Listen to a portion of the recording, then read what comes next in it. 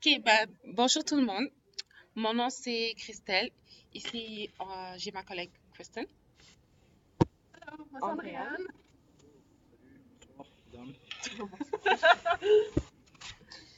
Andréane. Aujourd'hui, nous allons vous présenter le cas de Madame Gloria Taylor. Elle souffre de sclérose latérale amyotrophique.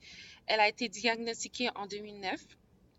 Et en fait, elle a une paralysie progressive cérébrale qui fait en sorte que ses muscles fonctionnent de moins en moins et qu'elle n'est plus en fait capable de fonctionner de manière normale pour les tâches quotidiennes comme parler et marcher. Donc, elle souffre beaucoup. C'est pourquoi aujourd'hui, elle demande à la Cour le droit à l'aide médicale à mourir. On a eu une occasion similaire par le passé, donc c'est pas la première fois. C'était le cas de Mme Sue Rodriguez et le tribunal avait refusé sa demande parce que le tribunal soutenait que l'article 14 violait l'article 7 de la Charte canadienne. Donc, Mme Taylor demande juste une chose, c'est la compassion de la Cour. Et nous ici, moi puis mes collègues, on vous a présenté précédemment, nous sommes pour l'aide médicale à mourir, pas seulement sur Mme Taylor, mais que ça devienne une loi puis que ça soit appliqué partout au Canada. Nous sommes pour ça. Nous sommes pour, oui, ce droit-là, que ça soit encadré, structuré, spécifique, puis c'est pas quelque chose qu'on prend à la légère. Donc, nos arguments seront principalement présentés par, premièrement, Andréane, qui va présenter le premier argument qui est le droit à la vie. Ensuite, ce sera moi qui présentera le deuxième argument qui est l'autonomie. Ensuite, ce sera Christine qui présentera le troisième argument qui est les tensions qui peuvent subsister entre les patients et leur famille. Et finalement, le dernier argument, mais pas le moindre, qui est la bienfaisance. Et on va terminer par une proposition. Donc, Andrea, vous pouvez. OK. Alors, l'argument numéro un, c'est le droit à la vie. Alors, comme Christelle a dit, essentiellement, nous autres, on est en train de dire que l'article 14 du Code criminel est en train de violer l'article 7 de la Charte des droits et libertés. L'article 7, c'est que chacun a le droit à la vie, à la liberté et à la sécurité de sa personne. Alors, je vais vous décortiquer ces trois éléments-là de l'article 7. Alors, le droit à la vie devrait être égal à le droit à la mort, n'est-ce pas? Alors, la vie est un cadeau qu'on devrait toujours chérir, mais qu'est-ce qui arrive si la vie devient bien trop difficile? C'est un fardeau qui est de plus en plus lourd. On devrait avoir le droit d'avoir la liberté de prendre nos propres décisions, essentiellement pas être sous l'obligation de vivre dans des conditions insupportables qui ont aucune solution. Alors, on devrait avoir la liberté de prendre la décision de mettre fin à notre vie si celle-ci est remplie de souffrances insupportables. Madame Taylor nous a déjà dit auparavant qu'elle sait simplement qu'il viendra un moment où elle pourra dire ça y est, le moment est arrivé, où elle n'en vaut tout simplement plus la peine de vivre. Quand ce moment arrivera, elle veut pouvoir réunir les membres de sa famille, de les informer de sa décision et de leur faire dignement ses adieux et de tourner définitivement la page. Alors, elle veut avoir la liberté de prendre ce choix-là. En termes de la sécurité, qui est aussi mentionnée dans l'article 7, ceux qui sont atteints d'une maladie insupportable devraient avoir le droit de mettre fin à leur vie d'une manière sécuritaire et dans un endroit sécur. Qui préfère?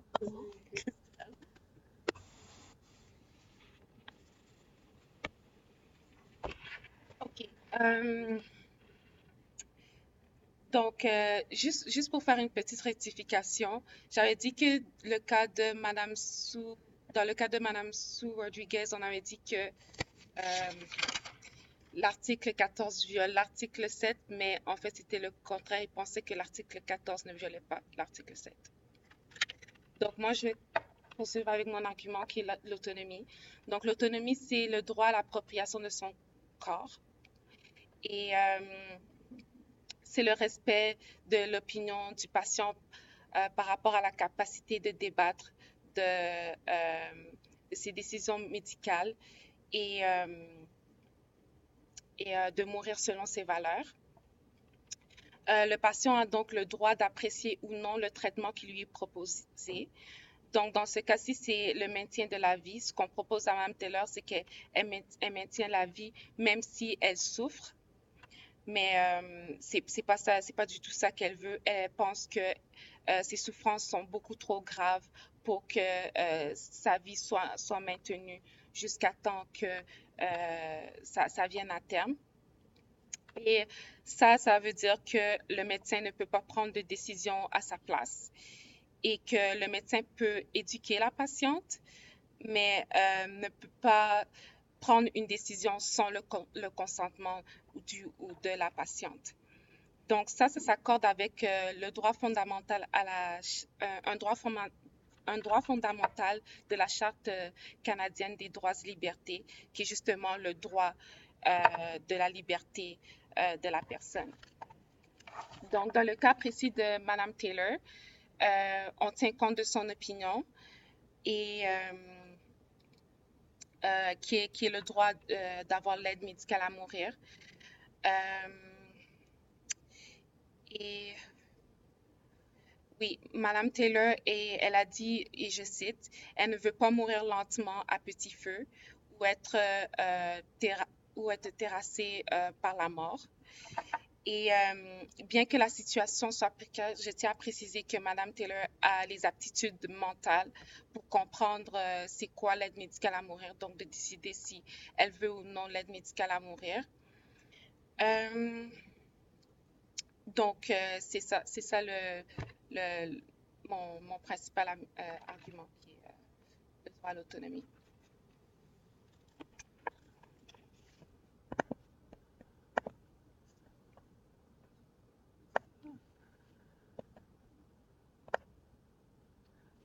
J'aimerais premièrement commencer en soulignant qu'en ce moment, tous les patients souffrant d'une maladie terminale et qui désirent terminer leur vie au moment où ils ne se réjouissent plus, qu'il n'y a aucun service pour leur assister.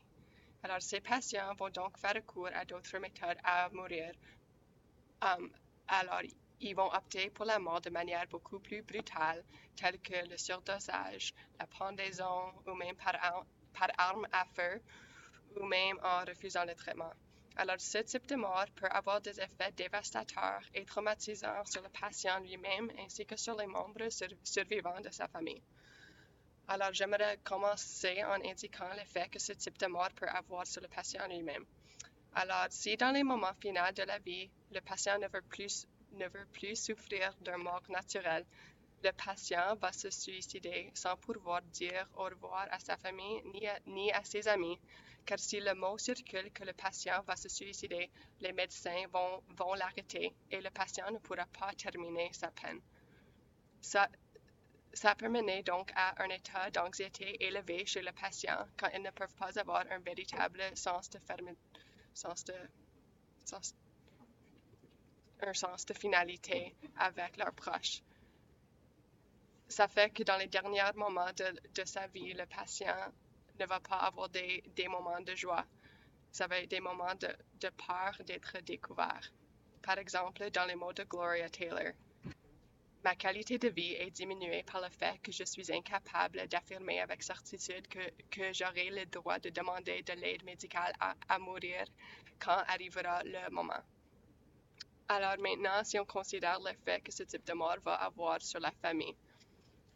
Alors, être un témoin d'un suicide horrible et inattendu peut avoir des effets psychologiques durables sur une personne, et ces effets peuvent être amplifiés si c'est quelqu'un proche au cœur. Selon les études par Cross et Lilienfeld, les membres survivants d'un suicide sont plus aptes à chercher de l'aide d'un psychologue, de développer des troubles de stress post-traumatique, de développer des maladies cardiovasculaires et sont plus susceptibles aux dépressions et à l'anxiété.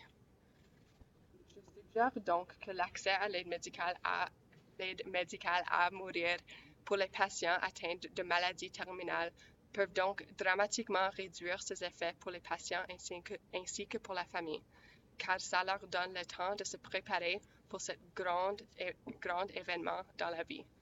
Ça donne assez de temps pour assurer que tout est en bon ordre, mais le plus important, c'est que le patient a assez de temps pour dire au revoir à tous ceux qui tiennent proche au cœur et d'assurer que leur transition se fait dans une manière la plus paisible et digne que possible. Donc, nous allons terminer avec, nous allons poursuivre avec les dames.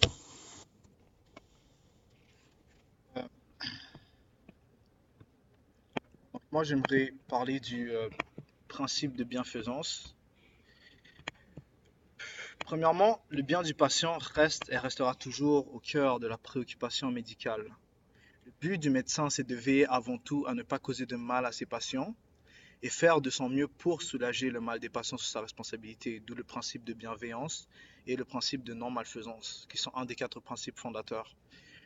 Cela reste la direction vers laquelle chaque médecin œuvre. Cependant, il est reconnu que pour œuvrer pour le bien du patient, cela peut être périlleux des fois. D'où le principe de non-malfaisance que j'ai dit. Ok. Mais bon, ce serment, il vise à ne pas nuire au patient et le travail du médecin résulte en quelque sorte à analyser la quantité de tort qui va être causé comparé au bien qui va résulter d'une certaine décision. C'est aussi appelé le bénéfice-risque et bénéfice-fardeau. Cela ressemble en pratique à quoi?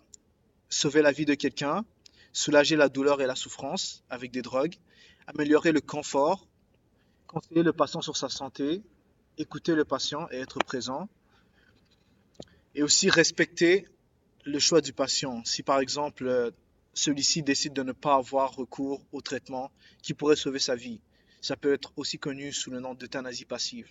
Dans ce cas-là, le médecin n'a rien à dire puisque c'est le choix du patient. Mais ce que le médecin veut avant tout, c'est de promouvoir le bien du patient. Donc là, si on regarde dans le cas spécifique de Carter, ou plutôt de Gloria Taylor, on voit que la maladie dont elle est atteinte est la sclérose amyotropique latérale. Cette maladie-là est neurodégénérative. Elle n'affecte pas les capacités mentales en tant que telles, mais affecte le corps, dans le sens où c'est les neurones qui se dégradent de plus en plus, et elles perdent la capacité de tous ses muscles. Donc, premièrement, ça va être les muscles moteurs principaux. Elle ne pourra plus marcher. Elle ne pourra plus faire des actions avec ses mains. Ensuite, après ça, ça viendra petit à petit à la bouche et aux réflexes. Donc, elle ne pourra pas avaler. Elle ne pourra pas comme cligner des yeux même. Et puis, un jour, ça va arriver que ça va être tout son appareil respiratoire au complet. Donc, la personne va mourir parce qu'elle va s'asphyxier, juste parce qu'elle ne peut pas respirer et que ses nerfs sont bloqués. Que ses muscles sont bloqués, désolé. Donc, quand on regarde ce que ça a fait dans le passé, par exemple avec l'affaire de Sua Rodriguez, Sua Rodriguez n'a pas pu procéder, n'a pas été accepté pour avoir assistance à l'aide à mourir. Donc, ce qu'elle a fait, elle, c'est qu'elle a décidé de sortir du pays et aller dans un pays où c'était accepté. Et je crois que, je me rappelle plus de la clinique exacte, c'était Dignitas. Donc, à la clinique Dignitas, je sais que c'était en Europe, en Suisse. Et puis, elle a décidé d'aller là-bas pour pouvoir mourir. Oh, Kay Carter, désolé. C'était pas Sua Rodriguez.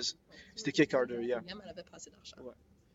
Puis Sua Rodriguez voulait faire la même chose que Kay Carter a fait, mais elle n'avait pas les moyens. Donc, elle est morte dans l'agonie et dans la peine. Alors que cela aurait pu être facilement évité si la loi, à cet instant-là, aurait été votée. Donc, même le fait d'interdire la loi en tant que telle n'empêche pas la personne de vouloir ce choix-là, parce qu'elle croit que vivre plus longtemps est pire que la mort elle-même. On peut voir ça dans le choix qu'a fait Kay Carter et dans le choix qu'essayait de faire Sua Rodriguez. Donc quand on regarde maintenant les options qu'on a pour Gloria Taylor n'a pas les moyens de pouvoir aller à l'étranger, et c'est la raison pour laquelle elle poursuit la cour, parce qu'elle ne veut pas subir le même sort que Sua Rodriguez. Au début de ce mandat en cours, au début de cette déclaration, Gloria Taylor était capable de marcher. Et maintenant, elle n'est même plus capable de faire le moindre mouvement avec ses jambes. Donc, elle doit se déplacer en fauteuil roulant. Et ça, c'était il y a quelques mois de cela. Donc, on voit à quel point c'est une maladie qui avance progressivement vite. Et c'est une maladie qui laisse la personne dans l'angoisse puisqu'elle ne sait pas ce qui va arriver avec sa vie, plutôt la fin de sa vie. Donc la conclusion logique de ceci reviendrait à demander l'aide à mourir, puisque si le patient sait qu'il va mourir de toute façon et que c'est son choix et qu'il préfère juste mourir en paix, l'en empêcher serait inhumain, puisqu'on prolonge sa souffrance et on prolonge sa peine. Juste pour finir, je vais terminer avec une phrase de Gloria Taylor. Elle dit qu'elle entend saisir chaque moment de bonheur qu'elle peut encore arracher au temps qui lui reste à vivre, dans la mesure où il s'agit d'une vie de qualité. Mais elle ne veut pas d'une vie sans qualité. Je crois que cela résume la position que l'on prend sur cette affaire. Merci.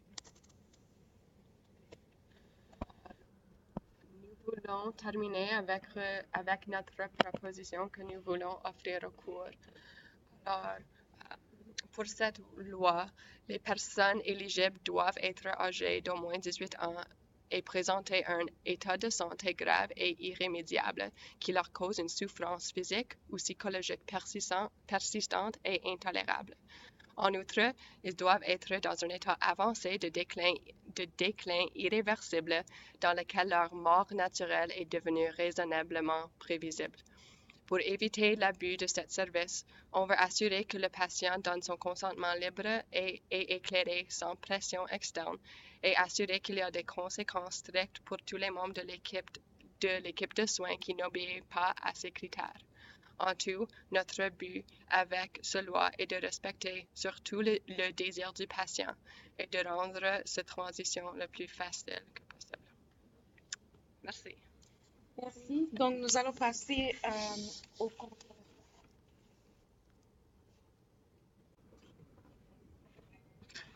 Merci Christelle pour la présentation. Alors nous allons présenter l'autre partie qui reste concernant la partie de la couronne qui concerne l'affaire Carter. Je suis Moïse. À côté de moi, j'ai Ali? Oh, Andrew. Alors, on va commencer cette présentation concernant l'affaire Carter qui est devenue une affaire controversée. En gros, il traite de Gloria Taylor, une femme qui souffre de sclérose amyottique latérale, comme elle avait dit Christelle tout à l'heure.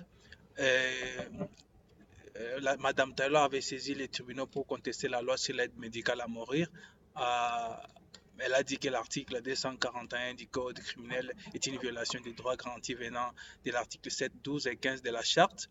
Cependant, nous, les avocats représentant la couronne, sommes contre la contestation de Gloria Taylor parce qu'ils vont dans l'article 14 et 21 qui vous sera présenté par Ali ici, Direl qui va vous présenter l'article 22 et 241, et puis André qui va vous présenter l'article 222 du Code criminel, ainsi que les arguments supplémentaires que nous avons concernant cette affaire Carter. Mais avant de commencer par l'article 14 qui est le consentement à la mort, nous devons d'abord commencer par dire que nous sommes dans les pays qui sont régis par les lois internationaux et les lois nationaux. Parlant des lois internationaux, nous avons la Déclaration universelle des droits de l'homme déclarée par l'ONU en 1948 qui règle tous les pays du monde. Et dans cette Déclaration universelle des droits de l'homme, dans son article 3 et 4, parle du droit à la vie de chaque personne. Et donc, en parlant du droit à la vie pour chaque personne, il n'est pas dit que la personne qui est souffrante ou la personne qui est handicap ou la personne qui est malade a droit à la mort. On dit toute personne. Donc, toute personne qui vit a droit à la vie. Et dans l'article 5 de la même Déclaration universelle des droits de l'homme, il est stipulé clairement que nul ne sera soumis à des traitements inhumains ni à l'esclavage. Donc, on ne peut pas soumettre à des traitements inhumains qui sont donner la mort à la personne pour une personne qui souffre atrocement. Ça, c'est une des choses les plus importantes qu'il faut savoir concernant les lois internationales. En revenant sur les lois médicales, les consentements à la mort où les médecins eux-mêmes sont régis par ce qu'on appelle, euh, avant de commencer leur métier de médecin, par ce qu'on appelle le serment d'Hippocrate. Et dans ce serment d'Hippocrate que nous avons vu au début du cours, recommande aux médecins qui commencent le métier de pouvoir se consacrer à sauver des vies et non à en mettre fin ou à en retirer. Donc, pour nous, les médecins, la première tâche qu'il a, c'est de sauver des vies. Quelle que soit la maladie, les médecins doivent s'intéresser à savoir comment ils peuvent aider les malades à guérir et non à mettre fin à sa vie. Donc, nous allons maintenant passer à l'article 14 qui parle du consentement à la mort, qui va vous être parlé par Ali. Merci beaucoup, Moïse. Avec l'article 14, ça stipule que nul n'a le droit de consentir à ce que la mort lui soit infligée, et un tel consentement n'atteint pas la responsabilité pénale d'une personne qui inflige la mort à celui qui a donné ce consentement. D'après la première partie de cet article, nul n'a le droit de consentir. Ceci veut dire que le suicide, prendre sa propre vie, est complètement illégal, même dans le contexte de quelqu'un qui souffre de maladies intolérables. J'aimerais souligner le fait qu'il existe plein de situations dans la vie courante qu'on peut considérer comme mentalement et physiquement intolérables, mais pour lesquelles on n'accorde pas le droit à la mort. Par exemple, les soldats qui reviennent des zones de guerre souffrent parfois de syndrome de stress post-traumatique. Ils sont tellement traumatisés par la violence qu'ils ont vécue qu'ils ne peuvent plus vivre une vie normalement. Dans ce cas-là, on peut dire qu'ils ont une douleur psychologique parce que c'est quelque chose qui nuit à leur qualité de vie, tout comme la douleur physique nuit à la qualité de vie des malades.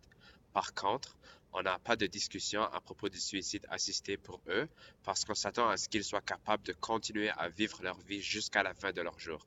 C'est pourquoi je crois que peu importe la situation, on ne devrait jamais avoir le droit de prendre sa propre vie.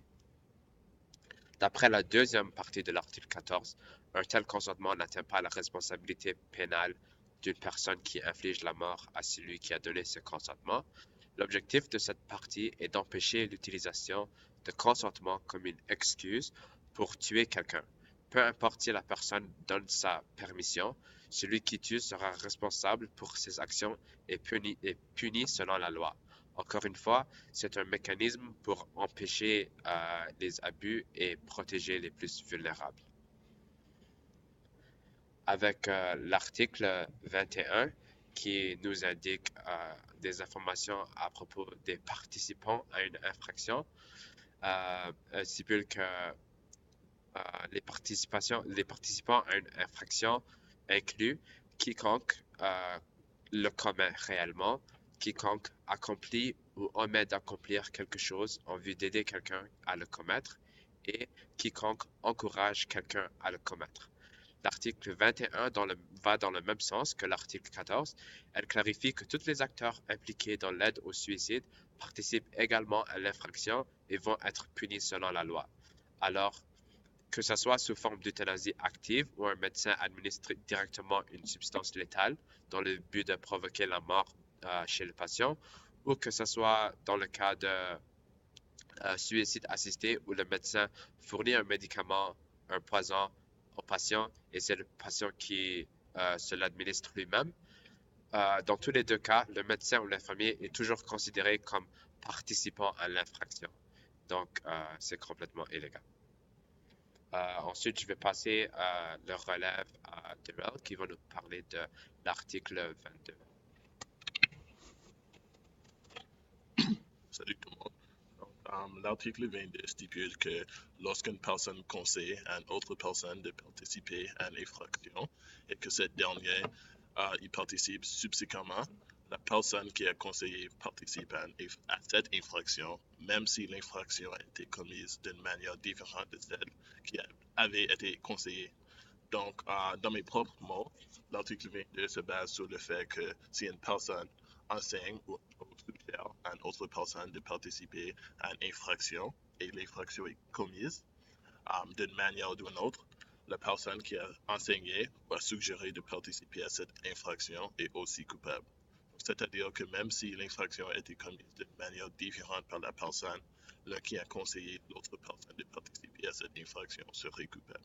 En tenant compte de cet article, ce n'est pas possible pour un médecin ni un proche de conseiller à une personne malade à se donner la mort, peu importe la raison. Donc, avec un exemple, si Andy est un médecin, puis moi c'est un patient, même si je dis que je veux me suicider, comme un médecin, Andy n'a pas le choix de dire, OK, il faut que tu utilises des narcotiques ou quelque chose comme ça, car c'est un conflit sur ces lois, bien qu'il peut devenir, il commise une infraction aussi. Donc, il faut faire un choix d'aider le patient ou de l'aider lui-même, car il peut être mis en prison ou il peut être avoir plusieurs infractions. Puis, l'article 222 serait présenté par Andy. Bonjour tout le monde. Alors, bien, l'article 222 se traite de l'homicide, l'article 222 constate que commet un homicide quiconque, directement ou indirectement par quelque moyen, cause la mort d'un être humain. Alors, nous allons utiliser cet article pour provoquer, pour dire que d'après cet article qui provoque la mort chez une autre personne est considéré comme un homicide, peu importe la justification comme l'aide à suicide ou l'aide médicale à mourir. Alors, selon cette loi, l'acte médecin ou infirmière qui met fin à la vie de son patient en raison de maladies graves et incurables est aussi considéré comme un homicide. Dans ce contexte, le but est de protéger les malades contre les abus qui peuvent être commis contre eux. Alors, bien, en termes de protection des plus vulnérables, l'aide médicale à mourir pose plus de risques que de bénéfices. Ces personnes ont plus de chances de subir l'euthanasie sous forme non volontaire dans laquelle ils n'ont pas donné de consentement et même involontaire, dans laquelle ils n'étaient pas même pas dans un état où ils pouvaient consentir. Par exemple, des milliers de personnes sont mortes aux Pays-Bas sans consentement après la légalisation de l'euthanasie. Les soignants se donnent le droit de mettre la fin aux vies des autres parce qu'ils ne les considèrent plus comme un acte criminel auquel il faut faire attention. Alors, ne pensez-vous pas que ceci est un véritable homicide? C'est quoi où on distingue entre un véritable homicide et l'euthanasie involontaire? On veut éviter que cela se reproduise au Canada à tout prix et c'est pour cela qu'on soutient que nous sommes contre l'aide médicale à mourir. Alors, on revient à Durel pour vous présenter l'article 241.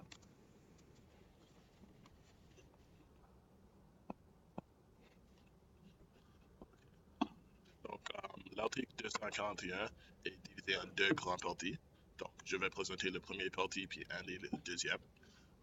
Le premier partie explique que quelqu'un est coupable d'un acte criminel et passible de l'emprisonnement maximal de 14 au quiconque, que le suicide s'ensuive ou non, selon le cas que A.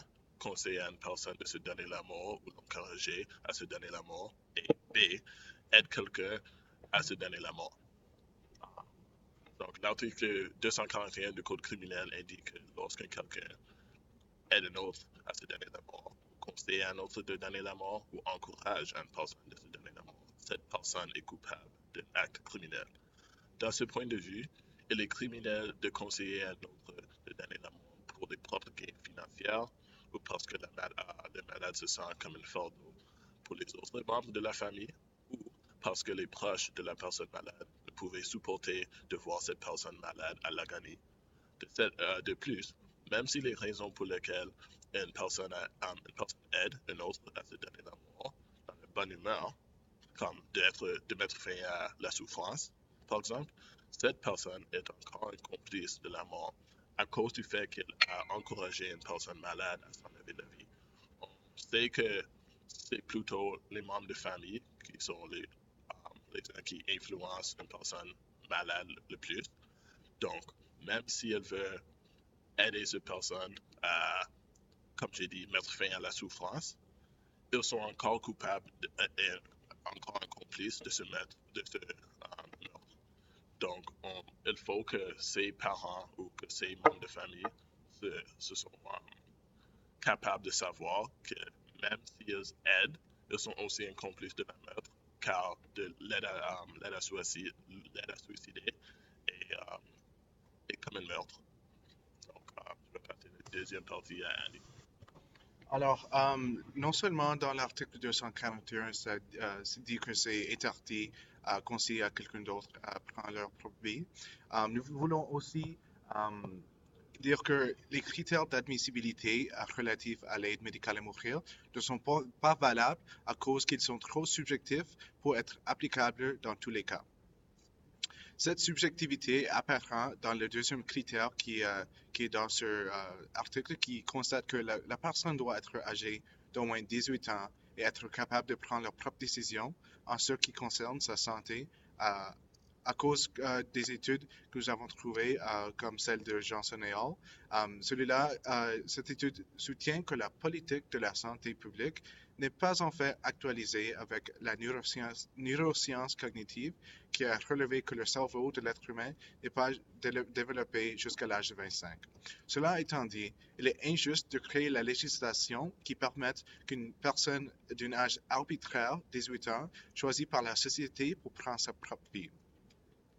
Alors, en outre, le troisième critère de cet article, qui constate que la personne doit être affectée de problèmes de santé graves et irrémédiables, cela est également subjectif que le premier. Qui est responsable de décider c'est quoi une maladie grave? Est-ce que c'est subjectif? Est-ce que c'est le malade ou est-ce que c'est les docteurs ou même les politiciens?